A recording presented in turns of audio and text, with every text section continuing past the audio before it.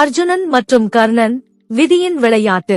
குந்தி தேவி தனது இளமையில் சூரிய தேவனின் அருளால் ஒரு குழந்தையை பெற்றாள். ஆனால் சமூக அச்சம் காரணமாக அந்த குழந்தையை நதியில் விடுவிக்க நேர்ந்தது. அந்த குழந்தையை ஆதிரதன் என்ற தேரோட்டி கண்டுபிடித்து அவனை தத்தெடுத்து வளர்த்தான். அவனுக்கு கர்ணன் என்று பெயர் சூட்டப்பட்டது. பாண்டு மகாராஜாவின் மகனாக குந்தி தேவி தபஸ் செய்து இந்திர தேவரின் அருளால் அர்ஜுனனை பெற்றாள்.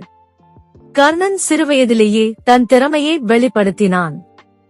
ஆனால் ராஜ குடும்பத்தினராக இல்லாததால் துரோணர் அவனை தன் சீடராக ஏற்க மறுத்தார்.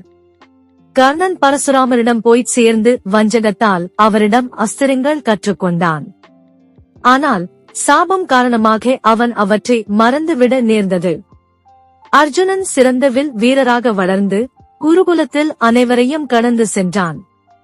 அர்ஜுனனின் திறமைக்கு சமமாக கர்ணன் தோன்றிய போது அவன் ஒரு சாதாரண தேரோட்டியரின் மகன் என்பதால் அவனை சண்டைக்கு அனுமதிக்க மறுத்தனர். துரியோதனன் கர்ணனின் திறமையை பார்த்து மகிழ்ந்து அவனுக்கு அங்க தேசத்தின் ராஜ்யத்தை வழங்கினான்.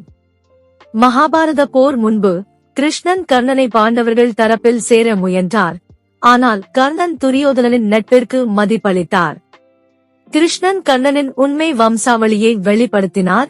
ஆனால் கர்ணன் அதை பொருட்படுத்தாமல் தன்னுடைய கடமையை நிறைவேற்றினான். குருக்ஷேத்திர போரில் கர்ணனின் தேரின் சக்கரம் நிலத்தில் புகுந்தது. அந்த நிமிடத்தை பயன்படுத்தி அர்ஜுனன் அவனை வீழ்த்தினான். கர்ணன் வீரமரணம் அடைந்த பின் கிருஷ்ணன் பாண்டவர்கள் அனைவருக்கும் அவன் உண்மையான சகோதரன் என்பதை கூறினார். இந்த கதையின் மூலம் அர்ஜுனன் மற்றும் கர்ணனின் விதிகள் எப்படி மாறுபட்டன என்பதை காணலாம். கர்ணனின் தியாகம் என்றும் மறக்க முடியாதது. முருகப்பெருமானை நம்பினால் சேனலை லைக் செய்யவும், உங்கள் எண்ணங்களை கமெண்ட் செய்யவும், வீடியோவை பகிரவும் மற்றும் சேனலுக்கு குழு சேரவும்.